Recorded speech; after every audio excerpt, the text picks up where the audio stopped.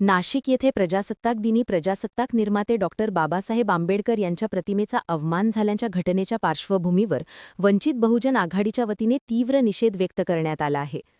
संबंधित अधिकारी व जबाबदार व्यक्तींवर तात्काळ कठोर कारवाई करावी अशी मागणी करण्यात आली आहे. वंचित बहुजन आघाडीचे तालुकाध्यक्ष चंदू रायबोले यांच्या अध्यक्षतेखाली तहसीलदार दर्यापूर यांच्यामार्फत महाराष्ट्राचे मुख्यमंत्री देवेंद्र फडणवीस यांना निवेदन देण्यात आले. निवेदनात नमूद करण्यात आले आहे की नाशिक येथे प्रजासत्ताक दिनाच्या दिवशी डॉक्टर बाबासाहेब आंबेडकर यांच्या प्रतिमेला वंदन करण्यात आले नाही, तसेच योग्य सन्मान देण्यात आला नाही. ही बाब अत्यंत गंभीर व निषेधार्ह आहे.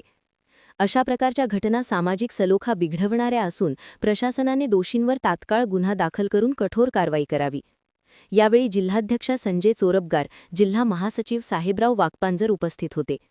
निवेदन देताना प्रवीण राजूरकर, श्रीकृष्ण वानखडे, अविनाश आठवले, अमोल गावंडे, शुभम खंडारे, श्रीकृष्ण पळसपगार, विजू चोरबगार, रेखा इंगळे, सिद्धार्थ खंडारे, विकास खंडारे, निखिल कांबळे, आशिष खाडे, संजू घरडे, सविचंद्र चोरबगार, अनिरुद्ध लोणारे, प्रफुल्ल भोवते, देवराव वाघपांजर, बी.सी. जवंजाळ आदी उपस्थित होते. प्रशासनाने या घटनेची गांभीर्याने दखल घेऊन तातडीने कारवाई करावी, अन्यथा तीव्र आंदोलन छेडण्याचा इशारा वंचित बहुजन आघाडीच्या वतीने देण्यात आला.